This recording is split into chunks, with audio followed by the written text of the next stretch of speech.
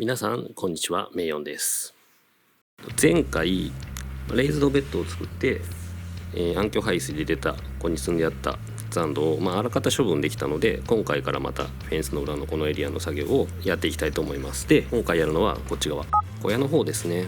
画面でも見えてるんですけど、雨どいが壊れてちょっとブチ切れてる状態なので、そいつを補修して、暗渠排水の時に埋めたマスにつなげる作業が一つと、もう一つが小屋の外観ですね。この庭開拓する前って結構木とか植物がワシャワシャ生えていて、で、そいつらが結構小屋を侵してて少し傷みが出てるんですね。で、ほっとくとまた錆とかも進むので、雨どいを修理するのと合わせて小屋を塗装したいと思います。で、今回は、小屋の簡単な外観リフォーム、こいつをやっていきたいと思います。ってことで早速作業開始。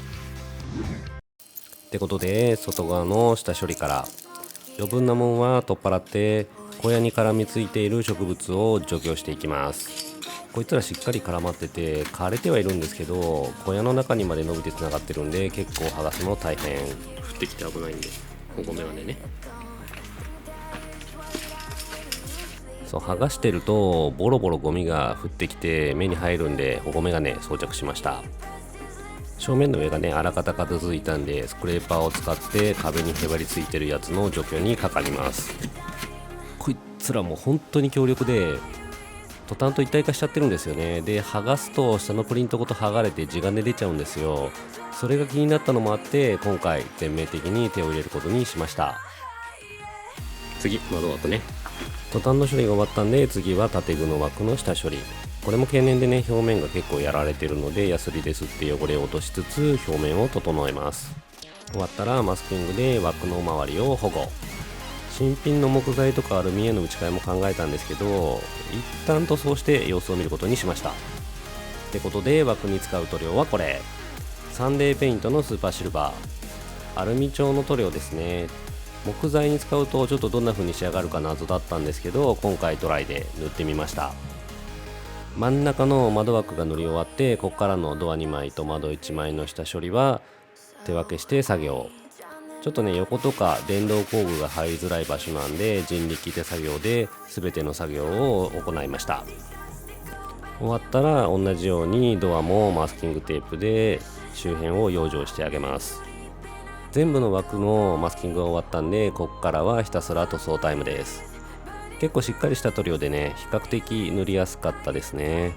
心配してた質感も、しっかりアルミ調が出ていて、個人的にはグッドでした。ただ寒くなった影響もあってか、一晩経っても乾ききらなかったんで、若干乾きは悪いかも。まだ乾いてなかった、一晩経ったけど。そんなこんなで枠自体の塗装は完了。どうですかね。続いて窓本体の枠の塗装を続けていきます。この窓だけ容易に外せたんで、こいつだけ外して塗装しました。他はね、長板でねついてるんで、それを外すのがちょっと手間なんで、そのまま塗っちゃいました。平置きで塗りやすいんでね、さっと塗装を終えてこいつを小屋に戻して枠の塗装作業は完了です。どうかな、肉眼だとね結構ねシールに近いね、見た目は。ちょっと表面処理変えるかもしれないけど、とりあえずこれで一旦枠は OK で次をやります。ここからは雨どいの作業に取り掛かります。ちょっとね、古めかしいイメージを払拭したかったんで、今回はパナソニックのシビルスケアシリーズをチョイスしました。パナソニック、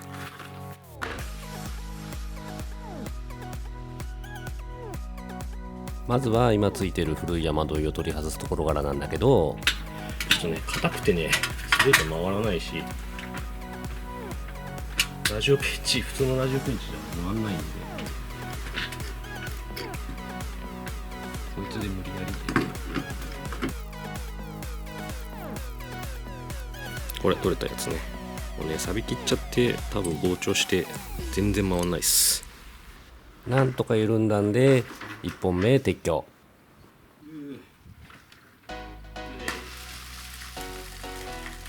もうあんまりにも硬いんで、マルチツールでぶった切ってやろうと思ったんですけど、ブレードなくって断念。もうね、根性で外しましたよ。こんな感じで古い雨どいの撤去完了。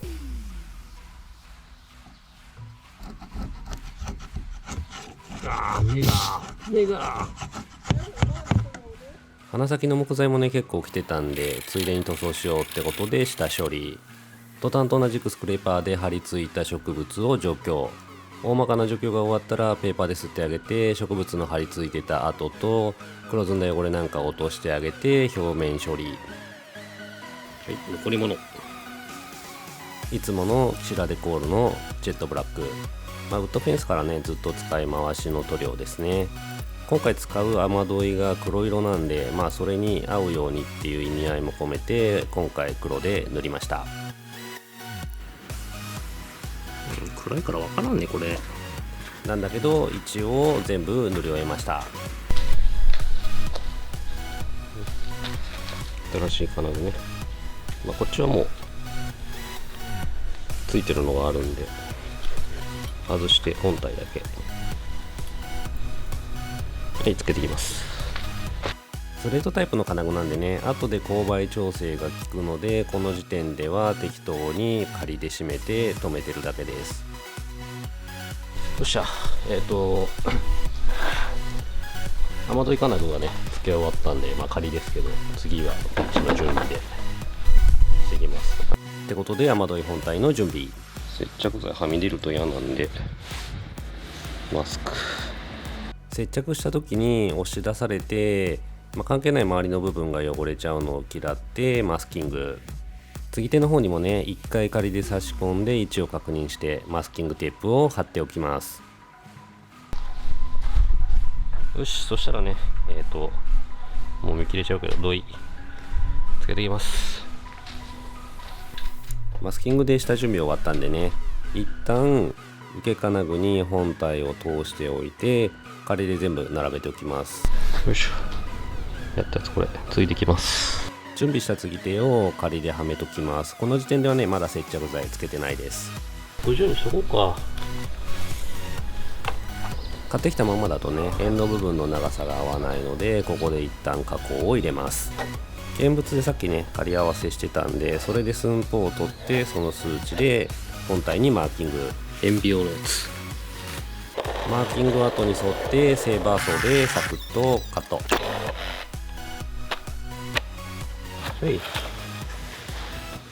カットした雨どいを受け金具につけてあげて、集水器をセットして、この部分の加工は完了なんですけど、どうしてもね反対側の受け金具と継ぎ手の位置関係がちょっと気に入らなくって、反対側もこうやってカット加工して長さを調整しました。よ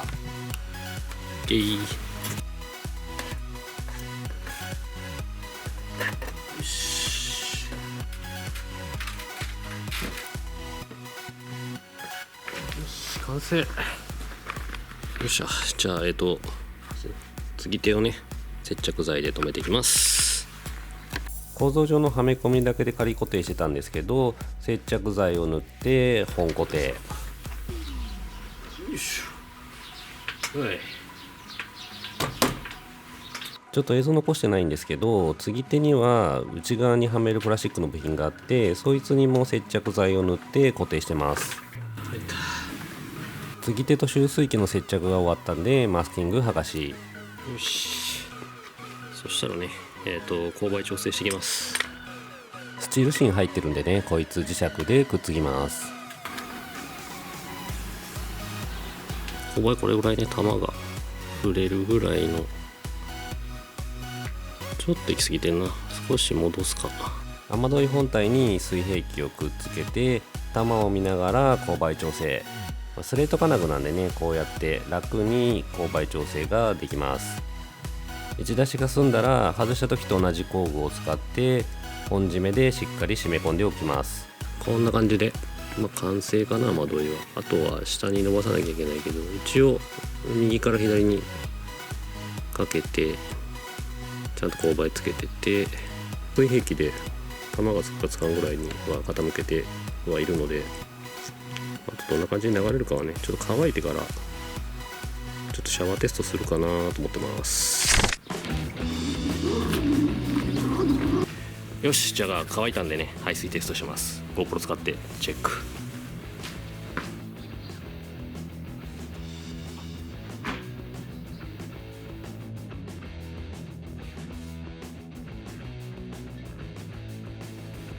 じゃあ流し切ります。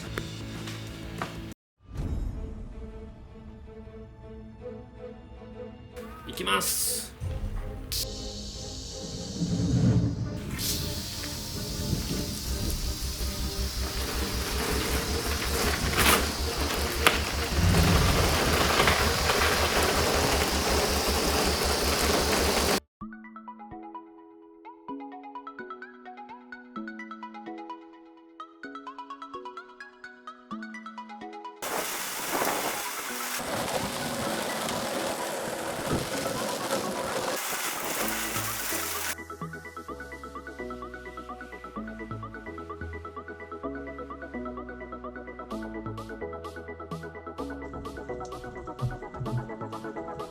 一応継ぎ目からも